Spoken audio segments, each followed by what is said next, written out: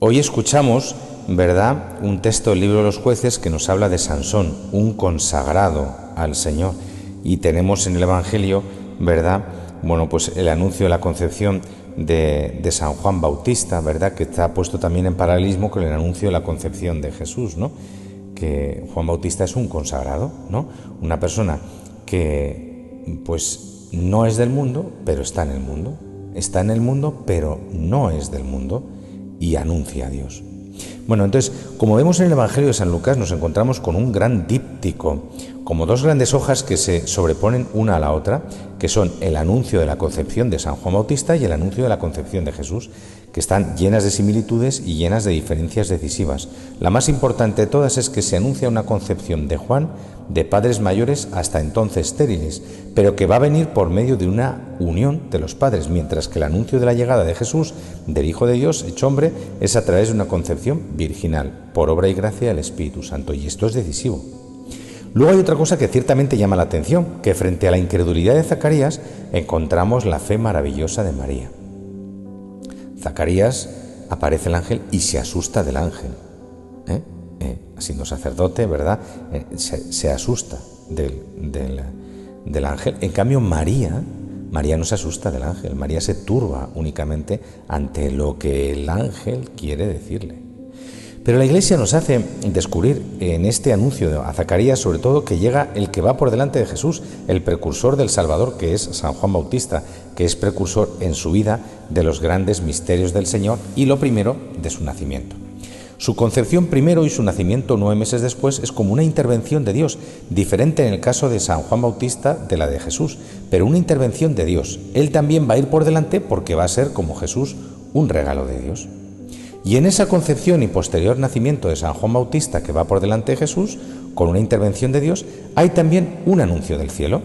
Dios anuncia que va a venir Juan como un regalo de Dios, y Juan es consagrado a Dios, como el caso de Sansón, que es un caso similar, un matrimonio mayor que no tenía hijos y que Dios le anuncia que les va a dar un hijo.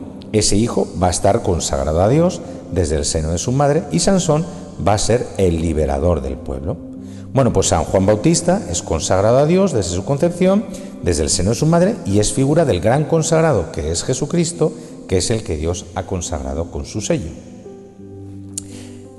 que es el Espíritu Santo. Tenemos aquí la gran introducción al misterio de Jesús. Jesús viene porque Dios nos lo da, y el gran anuncio de esto viene a través de San Juan, que es un regalo de Dios, cuando los padres ya están resignados a aceptar lo que no hubieran querido nunca, que es no tener hijos. Dios les sorprende con lo que tanto desearon y tanto pidieron, pero que ya no esperan, que es tener un hijo. Lo que tanto desearon y tanto pidieron, pero que ya no esperan, que es tener un hijo. ¿Cuántas veces esto nos pasa también a nosotros, verdad? Y aquí vemos cómo hay muchos pasajes de la Escritura que nos ayudarían a entender esto. Resuena, por ejemplo, el libro de Tobías, cuando el arcángel San Rafael dice cómo todas las oraciones de Sara y de Tobías habían sido escuchadas, habían llegado al cielo. La oración de Zacarías y de Isabel, que eran buenos, que eran fieles, que eran justos, había llegado al cielo. Y viene la respuesta, pero la oración no es solo la de Zacarías e Isabel, sino la oración del pueblo de Israel que está esperando al Mesías. La verdadera opción que ha sido escuchada es Israel, que está pidiendo al Señor: Señor, manda de una vez a tu Salvador. Llega el Salvador, y el signo de ello es que viene el precursor, viene el nuevo Elías, el que viene con el espíritu de Elías a hacer la misma misión de Elías. Y lo nuevo aquí es que ¿cómo es posible que si Zacarías no cree suceda la concepción? Porque normalmente el Señor pide fe para obrar. Es un misterio.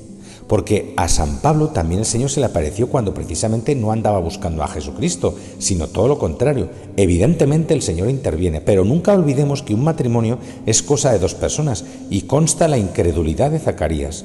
Intuimos la fe inquebrantable de Isabel detrás de él.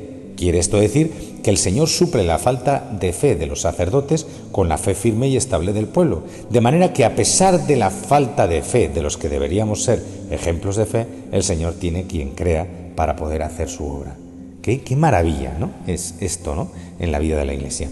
Bueno, y esto es muy importante para nosotros. Fijaos que la primera lectura que hoy escuchamos, como el caso de Abraham o Ana, la madre de Samuel, Dios varias veces elige a un matrimonio que no tenía hijos para manifestar que Él daba el don de un hijo, y sobre todo que el caso es el nacimiento del pueblo. El pueblo nace con Abraham, entonces Zacarías entra en el templo porque es el sacerdote del Dios de Abraham, es decir, aquel que sin tener hijos Dios le prometió y le concedió un hijo. Fijaos qué contradicción, es que entres ahí, Dios te diga lo mismo y tú no creas. El Señor hoy, ¿qué nos está diciendo? Pues que nosotros no podemos caer en esta contradicción de tener una fe en la que no creemos, porque ese es nuestro verdadero mal, tener una fe que luego no es práctica.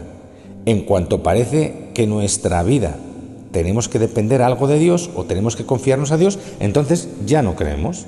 ¿Y esto qué nos hace? Pues ser infelices, porque no hay mayor desgracia para un creyente que haber elegido a Dios y no vivirlo. San Juan Bautista va a ser un hombre de fe, su vida va a suplir falta de fe, con creces que tuvo un momento su padre, porque su padre aprendió, fue como David. A David el Señor le tiró de las orejas, reconoció su pecado y se convirtió. Zacarías enseguida va a guardar ese silencio que Dios le impone y va a estar para cantar la gloria de Dios, va a alabar al Señor. El Señor a veces nos tiene que dejar mudos, como a Zacarías, porque no le dejamos otra opción. Porque fijaos, ser cristiano es estar llamado a ser testigo del Señor, pero no puede hablar de Cristo el que no escucha y cree. Solo el que escucha y cree puede hablar, porque no podemos hablar si antes no hemos acogido en el corazón, y no podemos acoger en el corazón si no tenemos disposición de escuchar.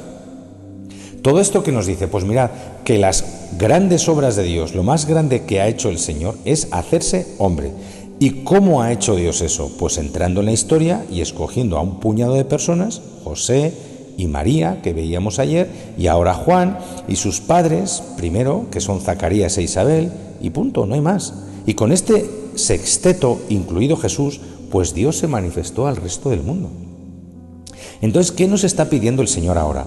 Pues que nosotros también tenemos que ser hombres y mujeres de fe, y que desde el bautismo estamos consagrados a Dios, por nuestro bautismo. San Pablo, San Pedro y los primeros cristianos se llamaban unos a otros santos. No porque fueran santos de canonizar todavía. Santos, ¿qué significa? Los que habéis sido santificados por el bautismo. Nosotros estamos consagrados al Señor y nuestra vida consiste en llegar a ser verdaderamente hijos de Dios y a ser testigos del Señor como San Juan Bautista. Señor, en este día, en este camino que estamos haciendo del Adviento, queremos pedirte que podamos reconocer el misterio que tenemos, como San Juan Bautista, de haber sido elegidos desde toda la eternidad, amados y llamados por ti desde el seno de nuestra madre, y que estamos llamados a ser cristianos y a vivir de ti. Enséñanos, Señor, como Juan, a ir por delante de ti, preparándote el camino. Ayúdanos a ser testigos tuyos, danos un corazón lleno de fe para escuchar y creer tu palabra, a guardarla en el corazón para vivirla en nuestra vida y para anunciarla con todo nuestro ser. Feliz día para todos. Amén.